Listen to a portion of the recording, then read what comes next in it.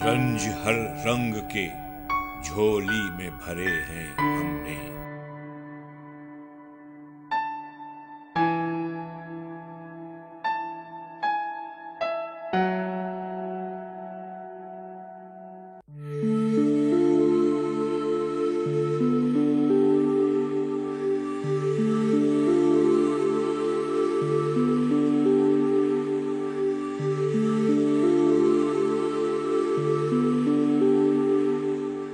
नाज़रीन, प्रोग्राम मुतासिरीन के साथ मैं हूं आपका मेज़बान वसी शाह। मेरे अकब में जो बिल्डिंग आपको नज़र आ रही है सड़क के पार, वो CCPO लाहौर का ऑफिस है। 27 मई सन 2009 को यहाँ पर फायरिंग हुई और यहाँ इस बिल्डिंग से, इससे मुल्हका बिल्डिंग से 1000 किलोग्राम बारूद जिस गाड़ी में था वो गाड़ी इससे टकरा दी गई। उसके नतीजे में कैसे कैसे हादसात ने, उस एक सानहे ने कैसे कैसे सानहात को जन्म दिया है, आइए देखते हैं।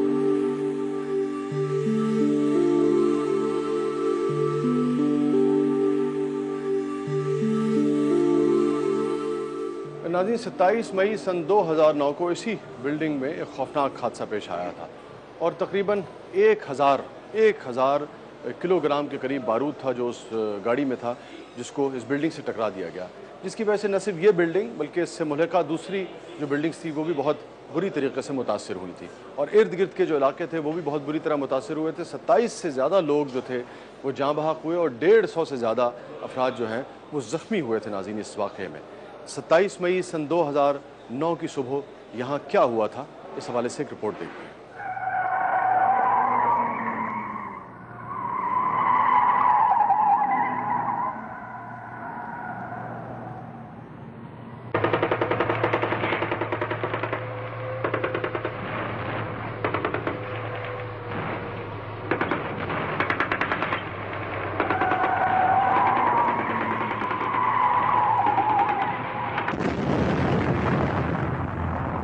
मई सन 2009 जब 12 के करीब दहशतगर्दों ने सुबह 10:22 पर 1000 किलो बारूद से भरी वैगन शाहराह फातिमा जिन्ना लाहौर पर 15 और हसास इदारे के दफ्तर के दरमियान बैरियर से टकरा दी और हैंड ग्रेनेड भी फेंके। इस धमाके से रेस्क्यू 15 की 2 मंजिला इमारत मुकम्मल तबाही के बाद खंडर में तब्दील हो गई, जबकि हसास इदारे के दफ्तर की दीवारें और एक हिस्से की छत मुनहदिम हो गई। 3 किलोमीटर के इलाके में वाक़े 200 से ज्यादा इमारतों के शीशे टूट गए।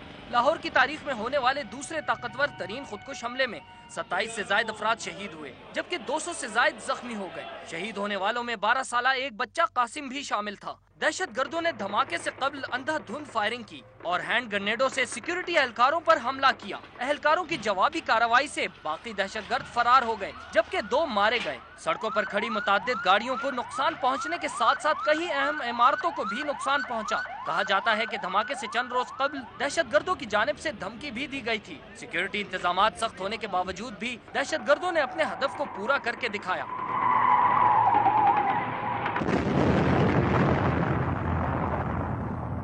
नाज़रीन, 27 मई सन 2009 को यहाँ जो खौफनाक हादसा पेश आया था इस बिल्डिंग में, इस इलाके में, उस हवाले से बात करते हैं शारिक कमाल साहब से, जो SSP हैं internal accountability division Lahore police के। आइए बात करते हैं उनसे।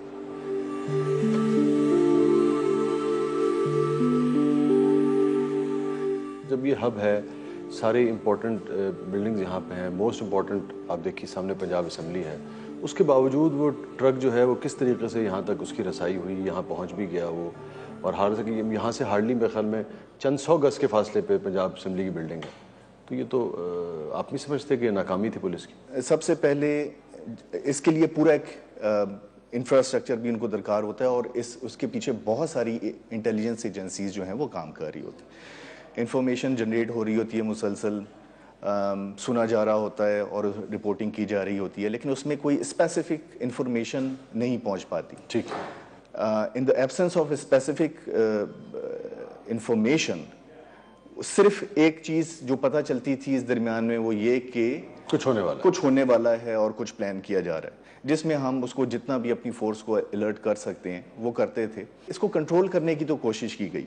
इंफॉर्मेशन वाली साइड से उन्होंने जहां तक हो सका हमें इंफॉर्मेशन दी, हम उस इंफॉर्मेशन की बेस के ऊपर जहां तक इसको रोक सकते थे रोका। शारिक साहब, 27 मई को जो वाक़या हुआ 2009 को, उसमें बहुत सारी जानें गईं, उनमें एक बच्चा भी था 12 साल।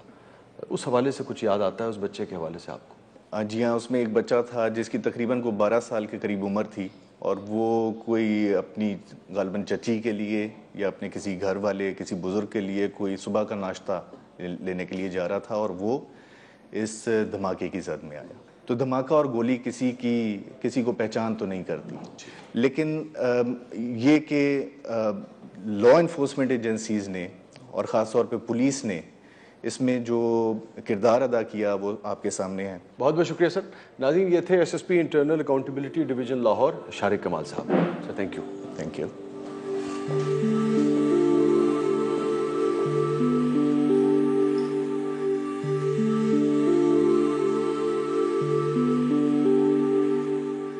नाज़रीन, इस सारे सफ़र में 40,000 से ज़्यादा पाकिस्तानी जो है वो अपनी जान का नजराना पेश कर चुका है। कोई नहीं जानता कि ये दहशतगर्दी का सफ़र कब ख़त्म होगा, कैसे ख़त्म होगा, कहाँ ख़त्म होगा, और जब ख़त्म होगा तो और मज़ीद कितने पाकिस्तानियों की जानें जो है ये ले चुका होगा। नाज़रीन, ये सवाल है जो हर जहन में गूंजता रहता है, लेकिन अफसोस की बात यह है कि इस सवाल का जवाब अभी तक किसी के पास नहीं है। और यही वजह है कि इस मुल्क की जड़ों को और लोगों की आम जिंदगियों को इस सारे अमल ने दीमक की तरह खोखला करके रख दिया है। हम दुआ कर सकते हैं कि अल्लाह ताला जितनी जल्द से जल्द हो सके इस दहशतगर्दी के अफरीज से पाकिस्तानियों को निजात दिलाए और पाकिस्तानी अमन के साथ, इत्मीनान के साथ, सुकून के साथ ज़िंदगी गुजार सके।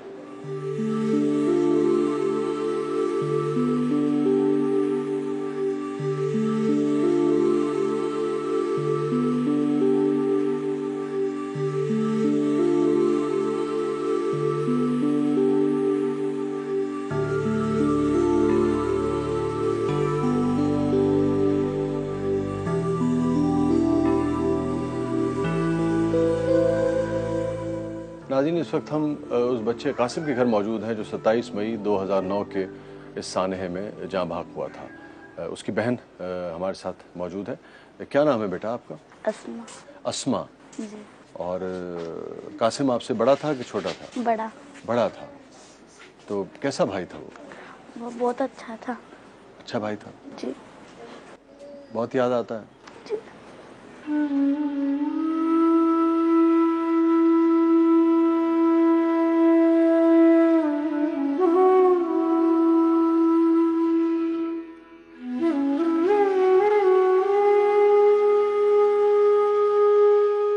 कैसा भाई था कासिम? वो सबके काम करता था, वो कभी किसी से कभी किसी से लड़ता नहीं था। कभी लगता है कि कासिम वापस आ जाएगा? जी।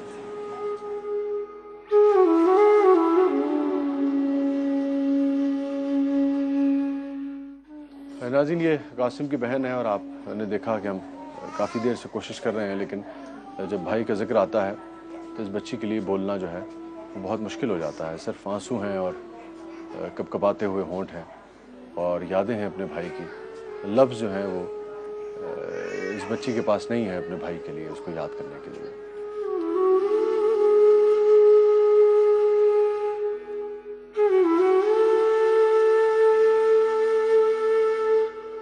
नाज़रीन, आपने देखा हमने कासिम जो बच्चा था 12 साल का इस साने में जाँ भाग हुआ था, उसकी बहन से बात करने की कोशिश की, लेकिन आज 4 साल गुजरने के बावजूद उस बच्ची की वो हालत है कि वो अपने भाई के जिक्र पे आबदीदा हो जाती है और उसके पास लफ्ज़ नहीं होते हैं। एक और उनके घराने का फ़र्द हमारे साथ है, उससे बात करते हैं। क्या नाम है आपका?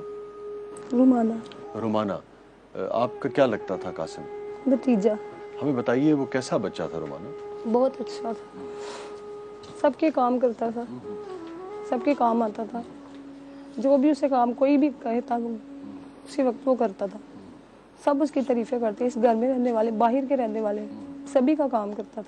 स्कूल जाने का उसको बहुत शौक था। क्या बात कासिम की सबसे ज़्यादा याद आती है आप लोगों को? सभी बातें उसकी अच्छी थी, कोई भी ऐसी बात नहीं है जो, सब यहाँ पे रहने वाले मोहल्ले वाले आप किसी से पूछेगा कोई तो वो यही बताएंगे कि वो बहुत अच्छा था। सारे रोए हैं, इस मोहल्ले में रहने वाले हर एक रोया इसके बाद उसके लिए।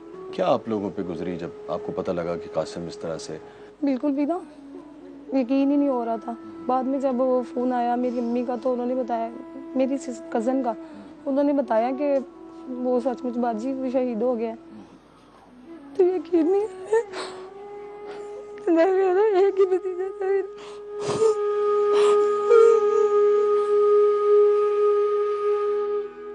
हमें ऐसे लगता कि कसम अभी भी आ जाएगा। अपने दोस्तों को बुला बुला के दिखा रहा था, इधर आओ, ये देखो मैंने गाना बांधा हुआ है। जो अस्पताल वाले हैं अल्लाह उनको अच्छी हिदायत करे, छोड़े कुछ नहीं बच्चे में।